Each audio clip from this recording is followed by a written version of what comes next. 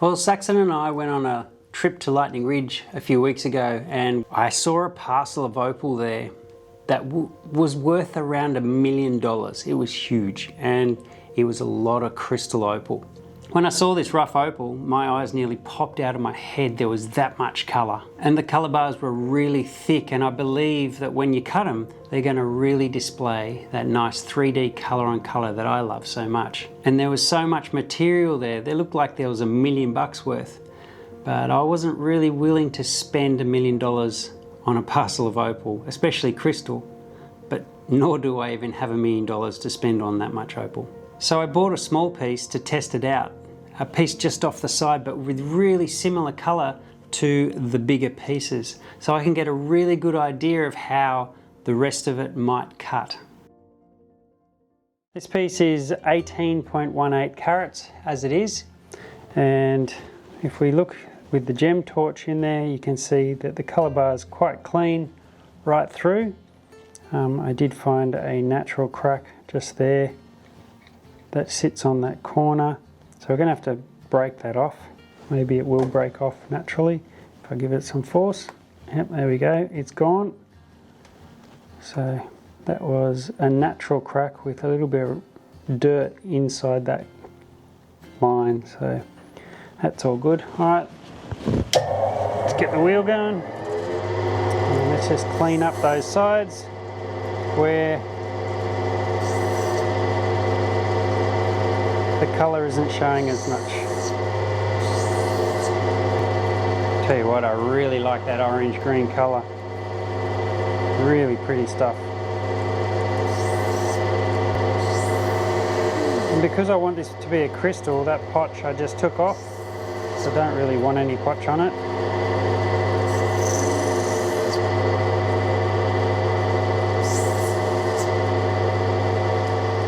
So it looks like from that side that the colour is absolutely beautiful.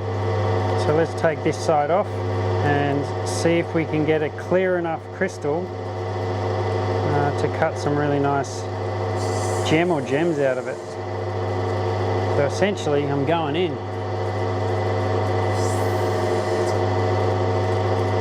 And so far this potch on the top looks really quite clear, which is a bonus.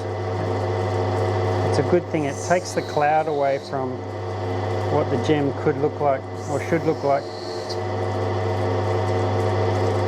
You can see there's still a haze over the top of it. Now we need to go a little bit further down to get to that colour bar. The opal comes from the Mulga Rush. It's out at the Gurrawin fields, and I know that that type of opal is really safe and usually good quality. But I'm not totally sure whether it's going to be really crystally crystal or whether it's going to have a little bit of a smoky look to it. And so far it has a smoky look. It's quite rare that you find crystal opal in the seam opal country that has that real clarity and crispness that a knobby opal does.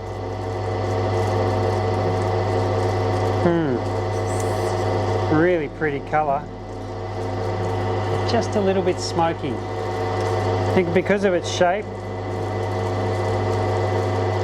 and it's quite thin down this end and thick up this end, I think I might just take off the end so that I get a little small crystal there, and then I can work on a better dome, more even dome on that side. Let's do that.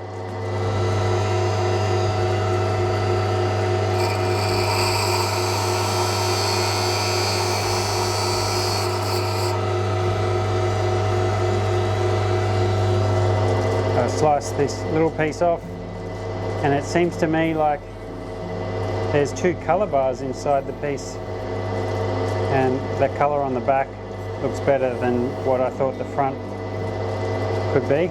So just going to shape that up. So far the colours are really strong and they're displaying that beautiful 3D colour on colour, but does it have the ability to bring that true crystal opal? So quite a pretty little crystal. And now let's get onto this one. See if we can get a clean stone, a double-sided clean stone. It wasn't until now that I realised that there's actually two colour bars in the piece, and one side is much nicer than the other. Some of the bigger pieces I also saw that two colour bar phenomenon, where one was just a little bit more watery than the other. And a watery bar, while maybe more clear, doesn't have the same strength of play of colour.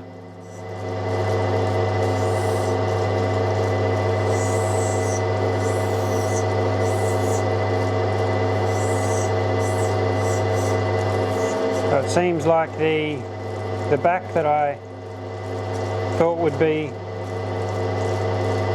not as good is actually better than the front. So we've got a smoky looking crystal on the front and a crisper looking crystal on the back. So I think we're going to turn the stone over and work on making that the front, because that's better colour. So far things are looking pretty good, but let's see how it goes with the polish.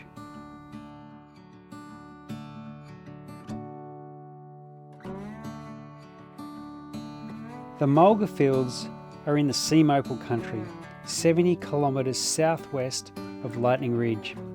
Along with Sheepyard, Carter's, Daijo and many more other fields, all of these only create seam opal and no knobby opal. Knobby opal country starts at a field called Lummis's. A guy called Rodney Lummis found that field, and it produced some pretty nice opal, both seam and knobby. It's really amazing how the formation can change from ridges that look exactly the same as both knobby and seam.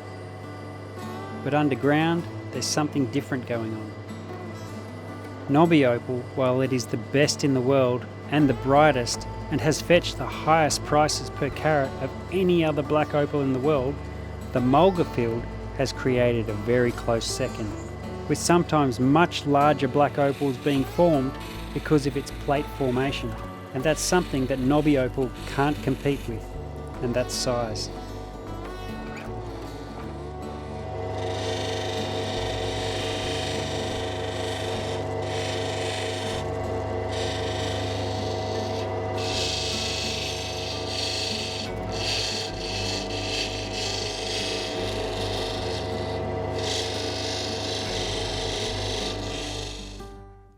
While these gems have beautiful play of colour, can I consider them crystal opal? That's the question.